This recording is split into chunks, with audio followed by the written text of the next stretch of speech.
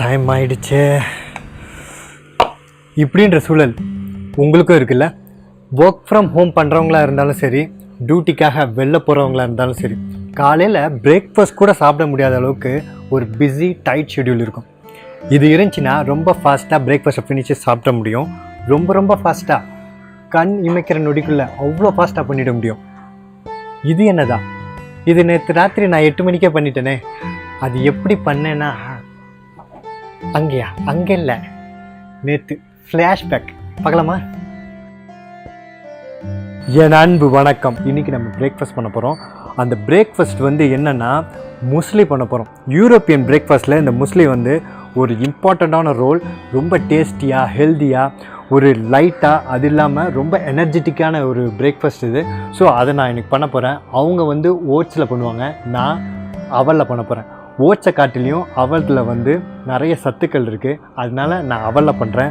அது இல்லாமல் உங்களுக்கே தெரியும், அவல் 2 விதமாக வரும். ஒன்று வெள்ளை கலரில் ஒரு அவலும், சிகப்பு அரிசியில் பண்ணுற சிகப்பு அவலும் ஒன்று வரும். அதை ரெண்டுத்தையுமே நான் பண்ண போகிறேன்.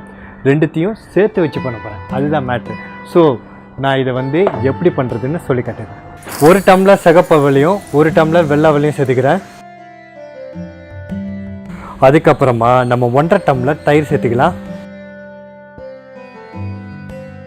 என்கிட்ட ரொம்ப புளிப்பான தயிர் இருக்குது, அதை நான் இதுக்கு யூஸ் பண்ணலாமா? கண்டிப்பாக நீங்கள் யூஸ் பண்ணலாம். நான் போட்ட அளவுலேருந்து பாதி அளவு போடுங்க, அதுவே போதுமானது. மிச்சத்தை காய்ச்சி ஆற வச்ச பாலை நீங்கள் போட்டால் கரெக்டாக இருக்கும். இந்த ரெசிப்பிலே இப்போ நான் 1.5 டம்ளர் தயிர் போட்டேன் இல்லையா, இதுலேயே நான் இதுக்கப்புறமா 1/2 டம்ளர் காய்ச்சி ஆற வச்ச பாலையும் நான் சேர்த்துக்க போகிறேன். அதையும் நான் இப்போ சேர்த்துக்கிறேன். உங்ககிட்ட புளிப்பு தயிராக இருந்துச்சுன்னா அந்த பாலோட அளவை மட்டும் இன்க்ரீஸ் பண்ணிக்கோங்க, தயிரை கம்மி பண்ணிக்கோங்க. இதுக்கப்புறமா நம்ம தேனை சேர்த்துக்கலாம். தேனை பொறுத்த வரைக்கும் இத்தனை டேபிள் ஸ்பூன் தான் ஊற்றணும் அப்படின்லாம் ஒன்றும் இல்லை. உங்களுக்கு டேஸ்ட்டுக்கு ஏற்ற மாதிரி எவ்வளோ வேணுமோ நீங்கள் சேர்த்துக்கலாம். இப்போது எவ்வளோ வேணுமோ அவ்வளோ நான் இப்போ சேர்த்துக்கிறேன். ஒரு 2 டேபிள் ஸ்பூன் நான் இப்போ சேர்த்துக்கிறேன்.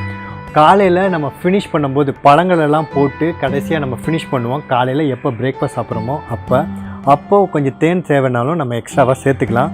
ரொம்பவே நல்லாயிருக்கும். ஸோ தேன் உங்கள் டேஸ்ட்டுக்கு எவ்வளோ வேணுமோ நீங்கள் அதுக்கேற்ற மாதிரி சேர்த்துக்கலாம்.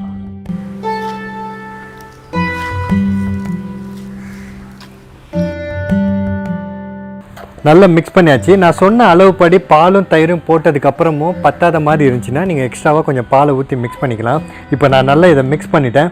இப்போ நம்ம இதை தூக்கி ஃப்ரிட்ஜில் வச்சுக்கலாம். அப்புறம் நம்ம காலைல பிரேக்ஃபாஸ்ட்டுக்கு அப்போ என்ன வேணுமோ அதெல்லாம் போட்டு நம்ம சூப்பராக இந்த முஸ்லியை ரெடி பண்ணிக்கலாம்.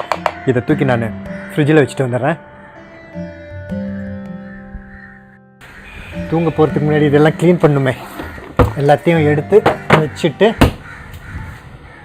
நம்ம நாளை காலையில் சந்திப்போமா?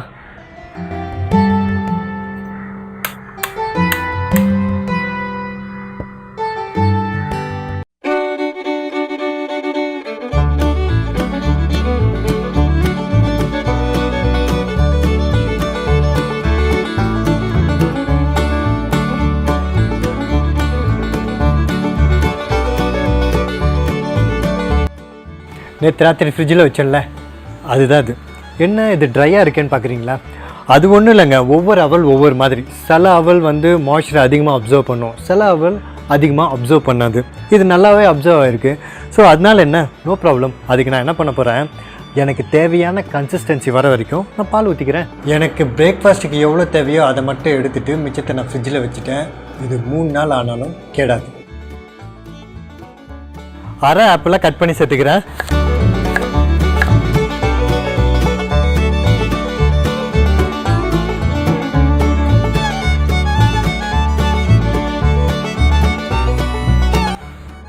அதுக்கப்புறமா நான் 3 ஏலக்கி வாழைப்பழத்தை சேர்த்துக்கிறேன். நான் பழங்களும் நட்ஸ் எல்லாம் எவ்வளோ அளவில் சேர்க்குறேனோ அதே தான் சேர்க்கணுன்னு அவசியம் இல்லை, உங்கள் விருப்பம். உங்களுக்கு ஆப்பிள் நல்லா ரொம்ப பிடிக்கும்னா ஆப்பிள் நீங்கள் அதிகமாக சேர்த்துக்கலாம். இன்றைக்கி நான் மாதுளம்பழம் என்கிட்ட இல்லை, நான் மாதுளம்பழம் போடல. உங்ககிட்ட இருந்துச்சுன்னா மாதுளம்பழம் போடலாம், பப்பாயா போடலாம், பைனாப்பிள் போடலாம். Any dry fruits, any nuts இதோட போட்டு மிக்ஸ் பண்ணி சாப்பிட்டா ரொம்ப டேஸ்டியாக சூப்பராக இருக்கும். ஸோ நான் இந்த வாழைப்பழத்தை எல்லாத்தையும் நான் வெட்டிக்கிறேன். எனக்கு பழம் நட்ஸ் எல்லாம் இல்லாமல் நான் சாப்பிட்ணுன்னு நான் நினைக்கிறேன் அப்படின்னு நீங்கள் நினச்சாலும் இதை நீங்கள் சாப்பிடலாம்.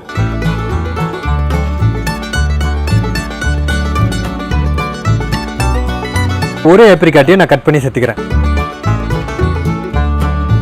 அதுக்கப்புறம் என்கிட்ட மிக்ஸ் ட்ரை ஃப்ரூட்ஸ் இருக்குது, அதெல்லாம் நான் கொஞ்சமாக சேர்த்துக்கிறேன். அதுக்கப்புறமா கொஞ்சம் பாதாம் பருப்பும் முந்திரி பருப்பும் நான் சேர்த்துக்கிறேன். கடைசியாக நம்ம தேனை ஊற்றிக்கலாம். தேன் நம்ம இதில் ஆல்ரெடி ஊற்றிருக்கோம். எனக்கு இன்னும் தேன் ஊற்றினா நல்லாயிருக்குன்னு தோணுது, அதனால நான் தேன் ஊற்றிக்கிறேன். உங்கள் விருப்பம், உங்களுக்கு இன்னும் தேன் அதிகமாக வேணும்னா நீங்களும் ஊற்றிக்கோங்க. இப்போ மிக்ஸ் பண்ணிக்கலாம். நம்ம முஸ்லி சூப்பராக ரெடி ஆயிடுச்சு. இந்த வீடியோ உங்களுக்கு பிடிச்சிருந்தா லைக் பண்ணுங்கள், கமெண்ட் பண்ணுங்கள், சப்ஸ்கிரைப் பண்ணுங்கள், மறக்காமல் பெல் ஐக்கானை கிளிக் பண்ணுங்கள். முக்கியமாக ஷேர் பண்ணுங்கள். ஏன்னா life is better when we share.